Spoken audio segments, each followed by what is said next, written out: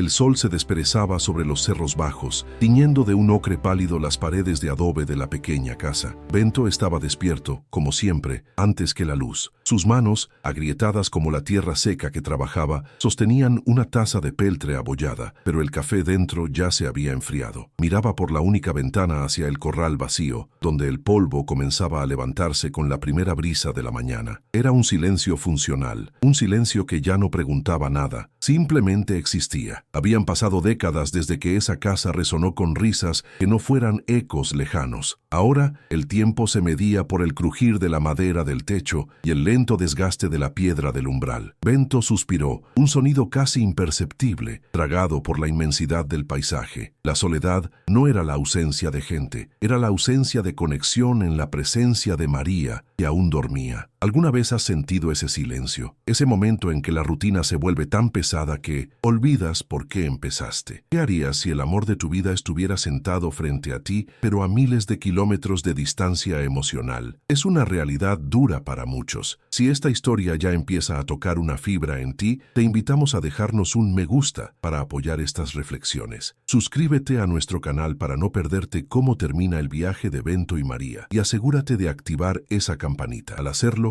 nos ayudas a seguir contando historias que importan, historias que, de alguna manera, son también la nuestra. Queremos saber qué piensas. ¿Crees que se puede rescatar un amor que se ha vuelto costumbre? María se movió en el catre. El sonido de las mantas ásperas fue la señal. Bento no se giró. Sabía exactamente los movimientos que seguirían. El sentarse lento, el buscar a tientas las sandalias gastadas, el murmullo ahogado al estirar la espalda dolorida. María era la otra mitad de ese silencio. Sus días estaban tejidos con hilos de necesidad práctica. Ella remendaría los calcetines de Bento. Él arreglaría la cerca que el viento había aflojado. Se cruzarían en el patio angosto, él cargando leña, ella llevando agua del pozo, y quizás intercambiarían un cuidado o un ya está, pero sus ojos rara vez se encontraban. El amor se había transformado en un acuerdo tácito de supervivencia, un contrato firmado por el tiempo y sellado por el hábito. Ya no recordaban el sonido de sus propias voces hablando de sueños, ahora solo hablaban de tareas. La casa misma era un testamento de su relación, construida de barro y paja por las propias manos de Bento cuando eran jóvenes, ahora mostraba las cicatrices del tiempo. Las paredes, que alguna vez fueron cálidas y protectoras, se sentían frías incluso bajo el sol de la mañana. Cada grieta en el adobe era como una arruga en sus propios rostros, una línea que marcaba una sequía pasada o una helada severa. Cuidaban la casa no por amor a ella, sino por necesidad. Era el refugio, el único que tenían. María pasaba horas barriendo el piso de tierra apisonada, un esfuerzo inútil contra el polvo que siempre regresaba, mientras Bento reforzaba las vigas. Eran dos pilares sosteniendo un techo que amenazaba con ceder, demasiado ocupados en sostenerlo como para mirarse el uno al otro y reconocer que ambos estaban cansados. El paisaje alrededor era implacable y hermoso, un vasto océano de pasto seco, interrumpido solo por algarrobos retorcidos que luchaban contra el viento. Era una tierra que exigía todo y devolvía solo lo suficiente. Bento y María eran producto de ese entorno, resilientes, callados y duros por fuera. Habían aprendido a leer el cielo para predecir la lluvia y a entender el lenguaje del viento, pero habían olvidado cómo leerse mutuamente. La naturaleza les había enseñado a resistir, pero también a cerrarse. Sus corazones se habían mimetizado con el paisaje, vastos y silenciosos, pero también áridos. La rutina era su defensa contra el caos del mundo exterior, pero se había convertido en una jaula que ellos mismos habían construido, ladrillo a ladrillo, silencio a silencio. Había un tercer ser en esa ecuación de silencio. Clara, la única vaca lechera. No era una mascota, era el pilar de su precaria existencia. El tintineo de su cencerro al amanecer era el verdadero reloj que marcaba el inicio de las labores. Su leche no solo era el alimento que mojaba el pan duro, sino también el único ingreso que recibían en el mercado del pueblo, una vez por semana. Bento la cuidaba con una dedicación funcional, limpiaba su establo, medía su alimento, la protegía del sol inclemente. María hervía la leche, hacía el queso, contaba las pocas monedas. Clara era el eje sobre el que giraba su mundo. Era un ser vivo que les exigía una rutina y ellos, obedientes, cumplían. Su presencia era una constante, un calor animal en medio de la frialdad de sus vidas, aunque ellos no lo reconocieran como tal. Pero esa mañana, el cencerro no sonó a la hora habitual. Bento esperó un Momento, la taza de café a medio camino de sus labios. Un vacío se instaló en el aire. Una nota discordante en la sinfonía de la costumbre. Dejó la taza en la mesa de madera y caminó hacia el pequeño establo, sus sandalias levantando pequeñas nubes de polvo. No hubo el mugido habitual de saludo. Clara estaba echada sobre el heno, pero de una forma extraña, su cuello extendido y sus ojos opacos, fijos en un punto invisible. El balde de metal que Bento llevaba colgando de su mano golpeó contra su pierna, un sonido metálico y seco. María apareció en el umbral del establo, su rostro una máscara de confusión. El miedo, un visitante extraño y punzante, se abrió paso en el pecho de Bento. La rutina se había fracturado sin remedio. María se acercó lentamente sin decir palabra. Se arrodilló junto a la cabeza del animal, su mano arrugada buscando el calor que siempre emanaba de Clara, pero la piel estaba fría, húmeda. Los flancos de la vaca apenas se movían. Su respiración era un soplo superficial y difícil. Bento trajo agua fresca en un cuenco de barro, el mismo que usaban para beber. Acercó el cuenco al hocico del animal, pero la vaca no reaccionó. Sus grandes ojos, normalmente curiosos y mansos, estaban vidriados, perdidos en una niebla de dolor o indiferencia. Se miraron por encima del lomo del animal enfermo. Fue una mirada breve, no de consuelo, sino de mutuo reconocimiento del desastre. Era más que una vaca enferma, era el fin de su sustento, el colapso de su mundo. Ordenado, el silencio se llenó de urgencia. El sol alcanzó su cenit y comenzó a descender, pero ni Bento ni María abandonaron el establo. Las tareas del día quedaron suspendidas, la cerca sin arreglar, la ropa sin remendar. El ritmo inmutable que los había gobernado durante 40 años se disolvió frente a la inminencia de la pérdida. Encendieron un viejo farol de queroseno cuando la luz se fue, proyectando sombras largas y temblorosas en las paredes de madera. Se sentaron en lados opuestos del animal, cada uno en un pequeño banco de ordeño. No hablaban. ¿Qué podían decirse? Todo lo que importaba estaba allí, yaciendo en el heno, luchando por cada bocanada de aire. Por primera vez en décadas, compartían el mismo espacio y el mismo propósito, no por hábito, sino por una desesperación compartida. El aire olía a heno húmedo y a enfermedad. La noche se hizo profunda. Los sonidos del campo, usualmente reconfortantes, ahora parecían amenazantes. El ulular de una lechuza, el crujido de la madera del establo. Cada estertor de Clara era un golpe en el pecho de ambos. María, que siempre se dormía apenas su cabeza tocaba la almohada, tenía los ojos abiertos, fijos en la llama del farol. Bento, que nunca mostraba debilidad, se frotaba las manos sin cesar, un gesto de nerviosismo que María no le había visto en años. Estaban juntos en esa vigilia, dos extraños unidos por el animal que les daba de comer. La enfermedad de Clara no solo había roto su rutina, había roto el muro de Minonesem, indiferencia que habían construido entre ellos. Ahora en la oscuridad solo eran dos personas mayores, asustadas, enfrentando la posibilidad de perder lo último que les quedaba. El queroseno chisporroteaba en el farol, consumiendo las horas y el aire viciado del establo. Bento mantenía la mirada fija en el costado de Clara, buscando desesperadamente el más mínimo indicio de mejoría. El olor del heno fermentado se mezclaba con el aliento febril del animal, creando una atmósfera densa, casi irrespirable. Este establo, usualmente un lugar de trabajo metódico y predecible, se había transformado en una capilla de espera silenciosa. Bento no era un hombre dado a la oración, sus manos conocían más de azadones que de rosarios, pero apretaba el borde del banco de madera como si estuviera rezando. Pensaba en lo que significaba perderla. No era solo la leche o las escasas monedas, era el último hilo que los ataba a un propósito compartido. Recordó cuando la compró, una ternera joven y asustadiza, la última inversión grande que hicieron. Perderla era como si la tierra bajo sus pies, ya seca y agrietada, finalmente se abriera para tragarlos. María, por su parte, mojaba un trapo limpio en un balde de agua fresca y lo pasaba con infinita paciencia por la frente y el hocico de Clara. Sus movimientos eran lentos, casi rituales, un bálsamo inútil contra la fiebre interna. El agua goteaba sobre el heno, un sonido suave y solitario en la quietud tensa. Mientras lo hacía, sus ojos se desviaron hacia Bento. Estaba sentado inmóvil, su silueta recortada contra la luz débil del farol. Vio sus manos, esas manos que conocía mejor que su propio rostro, quietas sobre sus rodillas. Ya no eran solo las manos que reparaban la cerca o cargaban la leña, eran las manos que habían construido su casa, las que la habían sostenido cuando su madre murió. Hacía años que no lo observaba realmente. La rutina la había vuelto ciega a los detalles. Ahora, en la penumbra, veía al hombre detrás del hábito y notó el temblor imperceptible en su mandíbula. Amaneció. La luz grisácea se filtró por las rendijas del establo, revelando el agotamiento en sus rostros. Ninguno había dormido. Clara seguía inmóvil, pero su respiración parecía un poco menos forzada, un hilo de esperanza al que aferrarse. Bento se levantó, sus rodillas tronando como madera vieja, salió al patio y regresó minutos después con 2 tazas humeantes. No era el café habitual, sino una infusión de hierbas del campo. Le extendió una a María. Ella la tomó sin levantar la mirada, pero sus dedos rozaron los de él por una fracción de segundo. Fue un contacto accidental, funcional, pero rompió el aire helado entre ellos. Bebieron en silencio. No era un gesto de ternura, sino de necesidad compartida. Eran 2 soldados en una trinchera, compartiendo la última ración, reconociendo en el otro al único aliado disponible. Durante la tarde del segundo día, María se quedó dormida sentada, su cabeza cayendo sobre su pecho. El velo del agotamiento suavizó las líneas duras de su rostro, borrando por un momento las marcas del tiempo y la preocupación. Bento la observó. La luz del atardecer entraba por la puerta abierta, iluminando las hebras plateadas de su cabello recogido con descuido. Por un instante, la mujer de 70 años desapareció. Vio a la muchacha de 20 que había aceptado casarse con él, la que había llegado a esa tierra árida, con nada más que un vestido de flores y una voluntad de hierro. Recordó cómo reía, un sonido que no había escuchado en esa casa en quizás 30 años. Recordó el calor de su piel bajo el sol, cuando levantaban juntos las paredes de adobe. Se preguntó en qué momento exacto esa risa se había apagado, en qué momento sus manos habían dejado de buscarse para solo dedicarse a trabajar. María despertó sobresaltada por un movimiento brusco de Clara. El corazón le latió con fuerza. Vio a Bento de pie junto al animal, hablándole en voz baja, casi en un susurro. Le decía cosas que nunca se decían entre ellos, palabras de aliento, promesas de pasto fresco y agua limpia. La voz de Bento, usualmente áspera y parca como la tierra que trabajaba, estaba teñida de una suavidad desconocida. Ella recordó la gran sequía del año 78. El maíz se había perdido por completo. Ella se había derrumbado en la cocina, llorando en silencio. Él había entrado, cubierto de polvo, y sin decir nada, había puesto su mano sobre su hombro y la había apretado con fuerza. No hubo palabras, solo esa presión que decía «seguiremos». Ahora, mientras le susurraba a la vaca, María vio la misma fuerza, pero también vio la grieta. Vio el terror del hombre que temía que, esta vez, la fuerza no fuera suficiente. La tercera mañana llegó sin piedad. El sol golpeó la chapa del establo, convirtiendo el aire en un horno sofocante. Clara ya no parecía luchar. Su respiración era un fantasma, un eco casi imperceptible. El olor a enfermedad se había vuelto espeso, pegajoso. Bento se puso de pie. Sentía cada hueso, cada articulación. Miró a María. Ella estaba acurrucada contra la pared con los ojos cerrados, aunque no dormía. Parecía una muñeca de trapo vieja, abandonada. Habían hecho todo. Habían gastado sus últimas hierbas, habían agotado sus fuerzas y sus esperanzas. No quedaba nada por hacer más que esperar el final. El silencio en el establo ya no era de vigilia. Era un silencio de luto anticipado. Bento sintió un nudo en la garganta, una sequedad que no era de sed, sino de derrota absoluta. Todo su mundo, construido con tanto esfuerzo, se reducía a ese momento de fracaso. Decidió salir. No podía soportar ver el último aliento. Caminó hacia la puerta, sus pasos pesados sobre la tierra apisonada. No era un escape, era una rendición. Quizás iría a buscar la pala, a empezar la tarea más dura de todas. Al llegar al umbral, la luz del sol lo cegó por un instante. Un rectángulo brillante y cruel. Se detuvo, apoyando una mano en el marco de madera desgastada. Miró sus manos, cubiertas de tierra y sudor seco. Eran las manos de un hombre que había fracasado en proteger lo único que importaba. Miró hacia los cerros lejanos, tan indiferentes a su dolor. Detrás de él, el silencio era total. Ni siquiera el leve soplo de la respiración de Clara se oía ya. Cerró los ojos. Se acabó. Todo se había acabado. Y en ese instante de vacío absoluto, el mundo pareció detenerse. Entonces, un sonido lo hizo girar. No fue fuerte. Fue un estertor profundo, un gruñido gutural que pareció venir de las entrañas de la tierra. Se dio la vuelta con una lentitud dolorosa, temiendo lo que vería. María estaba de rodillas, con los ojos abiertos de par en par, fijos en la vaca. Clara se movía. No era una convulsión, era un intento. Sus patas delanteras se doblaban, buscando apoyo en el heno sucio. Su cabeza se levantó un palmo del suelo y volvió a caer con un golpe sordo. Bento se quedó paralizado en la puerta. Era imposible. Habían visto a la muerte sentada en ese establo durante 2 días, pero allí estaba, una chispa, un vestigio de lucha en un cuerpo que ya daban por perdido. María se arrastró más cerca, sus manos extendidas, sin atreverse a tocar. «Vamos, vamos, Clarita», susurró María. Su voz, rota por el agotamiento, temblaba. Clara lo intentó de nuevo. Sus músculos temblaban visiblemente bajo la piel. Logró apoyar las rodillas delanteras, balanceándose como un edificio a punto de colapsar. La respiración ahora era un bramido de esfuerzo. Bento salió de su estupor. Cruzó el establo en 2 zancadas. No la tocó, pero se paró frente a ella, hablándole con la misma voz con la que la había llamado al ordeño cada mañana durante años. «Arriba, arriba, vieja amiga». Todavía no. El animal pareció escuchar. Reunió una fuerza que ninguno de los dos creía que le quedaba. Se impulsó, sus patas traseras resbalando en el suelo. El establo se llenó con el sonido de su esfuerzo desesperado, un drama de vida y muerte en unos pocos metros cuadrados de tierra. Con un último bramido que pareció rasgar el aire, Clara logró ponerse en pie. Se tambaleó violentamente, sus 4 patas separadas en un ángulo antinatural, su cabeza gacha casi hasta el suelo. Estaba cubierta de sudor y suciedad.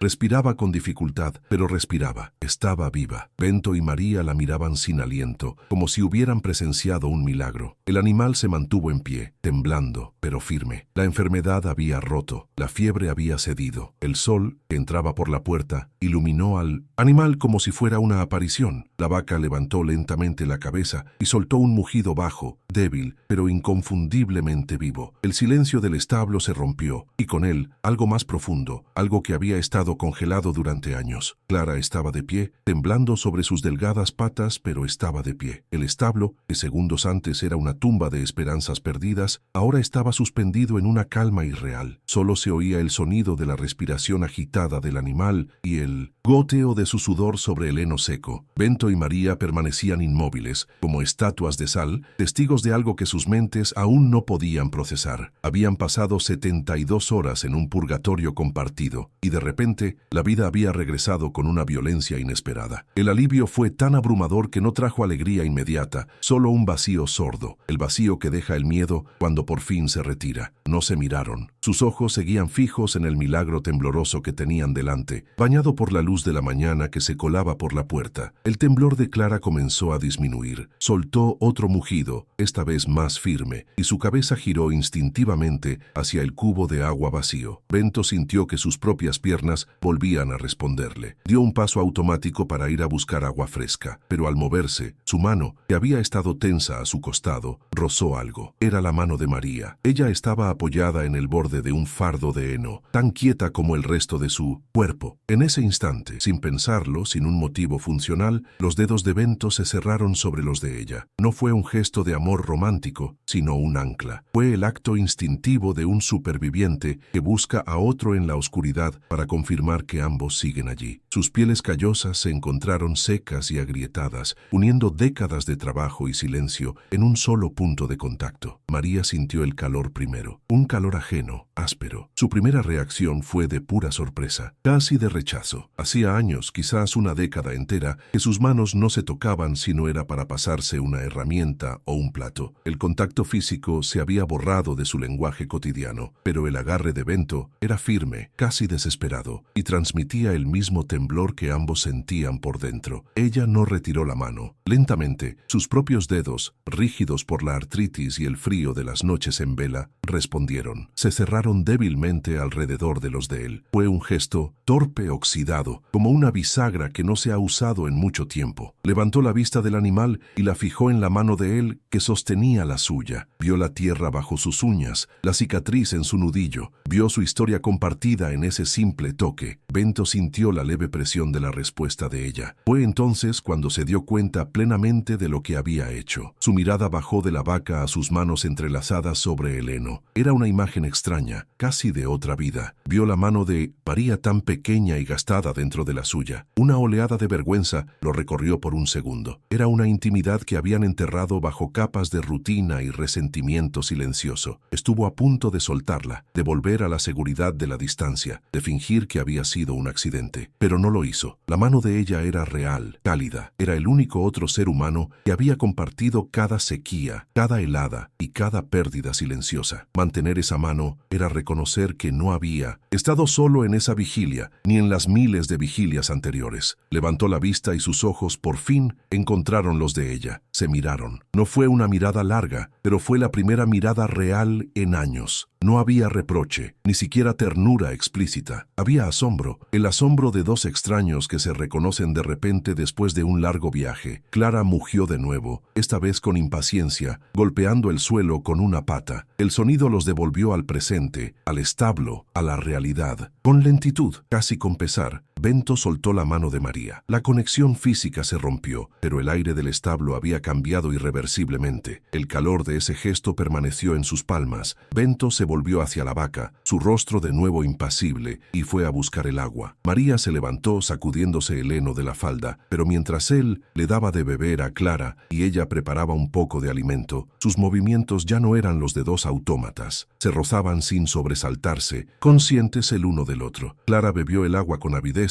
vaciando el cubo en largos y ruidosos tragos. La vida regresaba a ella con una fuerza palpable. Bento rellenó el cubo mientras María entraba con un fardo de heno fresco, el mejor que tenían guardado. Se movieron por el establo limpiando el desorden de la enfermedad, reemplazando la paja sucia, trabajando con la eficiencia sincronizada que daban los años. Pero el silencio era distinto. Ya no era un muro infranqueable, era un espacio compartido, lleno de ecos. Cuando Bento pasó junto a ella para alcanzar la horquilla, no se apartó bruscamente como era costumbre. Sus hombros casi se rozaron y ninguno de los dos retrocedió. La luz del mediodía inundaba el establo, disipando las últimas sombras de la vigilia. El trabajo era el mismo, la rutina recomenzaba, pero ellos ya no eran los mismos. El mundo había estado a punto de acabar y no lo había hecho. Ese alivio compartido colgaba en el aire, tangible como el polvo iluminado por el sol. Más tarde, en la cocina, la rutina habitual se sintió frágil, casi como un cristal recién reparado. María preparó la comida del mediodía, una sopa espesa, pan duro y un trozo de queso. Usualmente comían en un silencio funcional, marcado solo por el raspar de las cucharas contra los cuencos de barro. Pero ese día el silencio estaba cargado de palabras no dichas. Bento se sentó a la mesa, sus manos limpias por primera vez en 3 días. Las miró un instante, recordando el tacto áspero de la piel de María. Ella puso el plato frente a él. Dijo. Su voz era suave, casi tímida. Él levantó la vista y la sostuvo por un segundo. Gracias. Esa palabra, gracias, sonó extraña en la quietud de la cocina. No era un agradecimiento por la comida, sino por algo mucho más grande. Por la vigilia compartida, por no haberse derrumbado, por estar allí. Comieron despacio, redescubriendo el sabor de las cosas simples. Esa tarde, Bento fue a reparar la cerca que el viento había aflojado.